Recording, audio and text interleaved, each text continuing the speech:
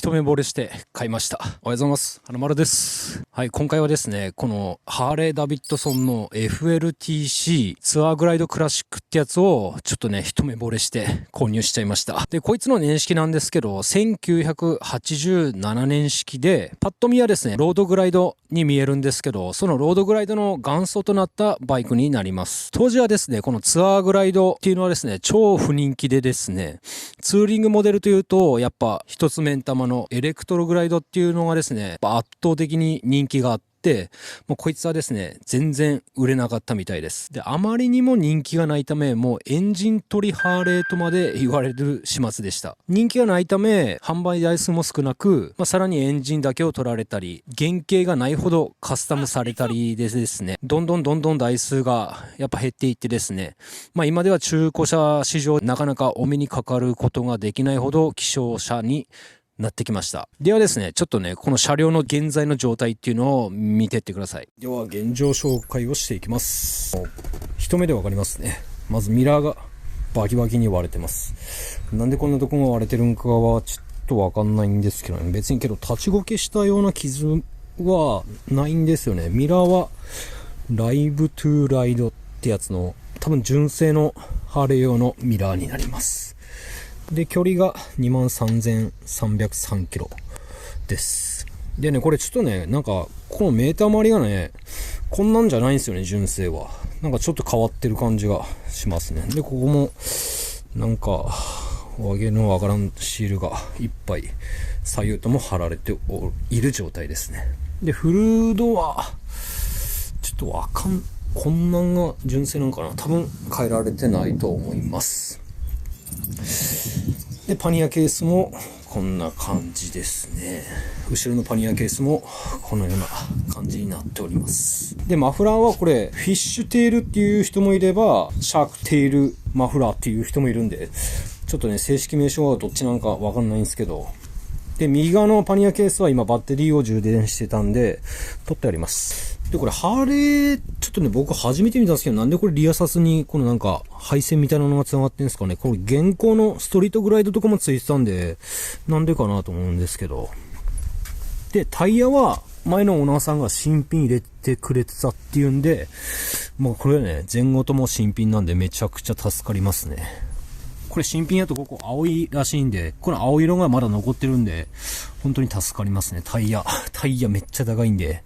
で、バッテリーも新品にしてくれてたみたいですね。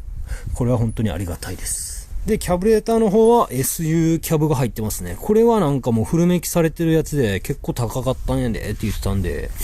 でもですね、ちょっとなんか滲んでるな。何の滲みかな。わかんないんですけど。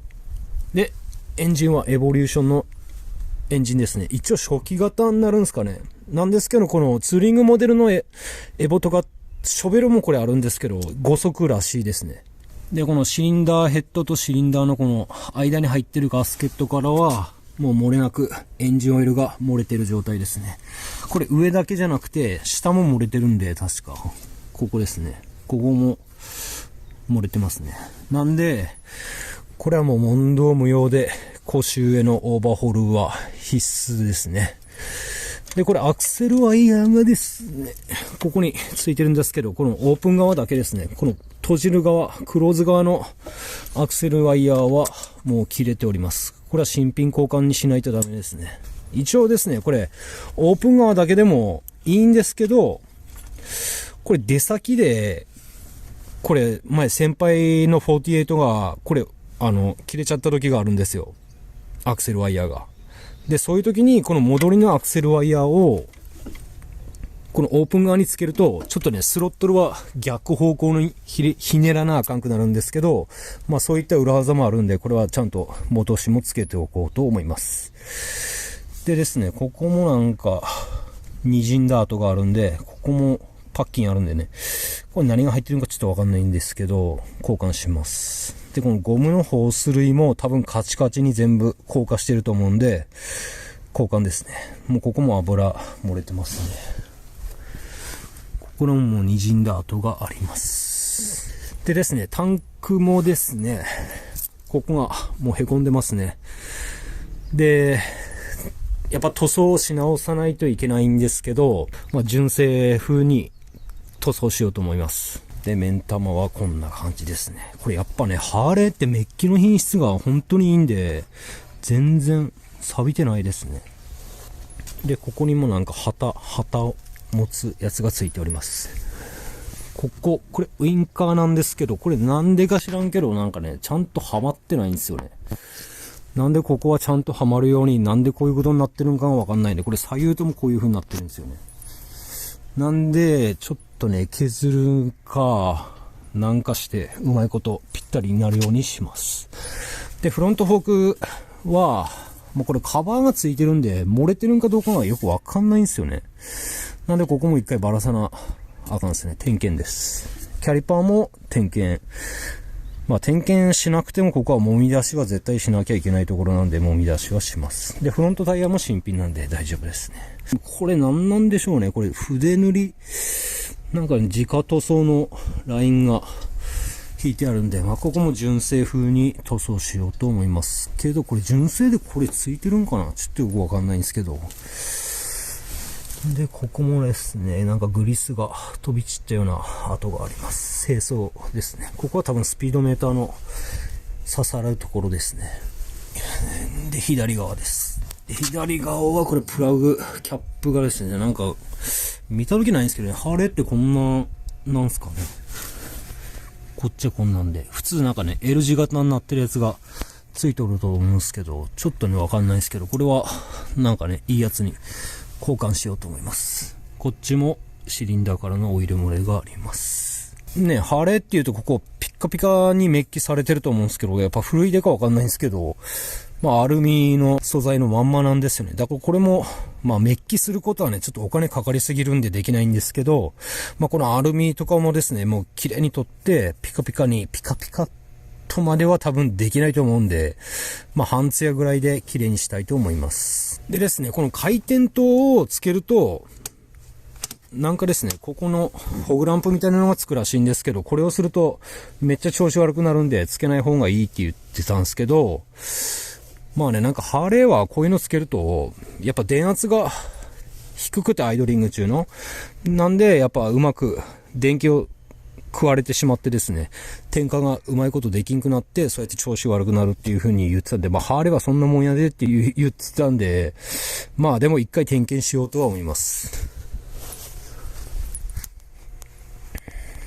で、パニアケースもですね、塗装がね、非常にこっちは綺麗なんですけど、これもですね、タンクを塗るっていうことで、このパニアケース、後ろも、こっちも全部塗り直しになりますね。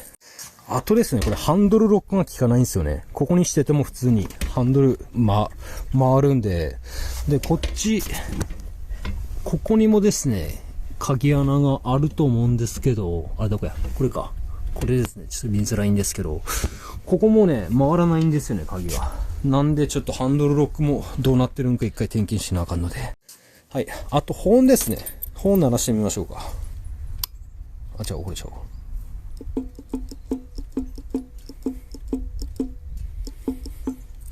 はい。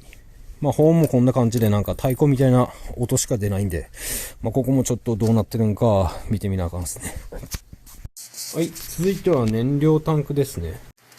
はい、こんな感じでですね、燃料タンクはパッと見ですね、綺麗に見えるんですけど、ちょっとスネークカメラで中を見てみましょう。これですね。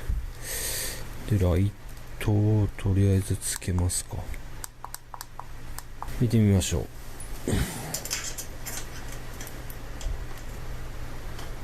結構、サビが、結構出てますね。やっぱサビは出てるんで、もう燃料タンクは普通にサビ取りですね。で、サビ取りして、また錆びるのも嫌なんで、キャップも今日汚いんですけど、今回はちょっとね、コーティングをしようと思います。ではですね、ちょっと一回エンジンをかけてみますか。かっこいいな、やっぱ見た目。これ横から見た時かっこいいな、見た目が。ちなみにですね、鍵もこの当時門の FLT の鍵です。これね、バルカン乗ってる時に当時のオリジナルのこの鍵なくした時があるんで、もう速攻でスペアキー作りに行きます。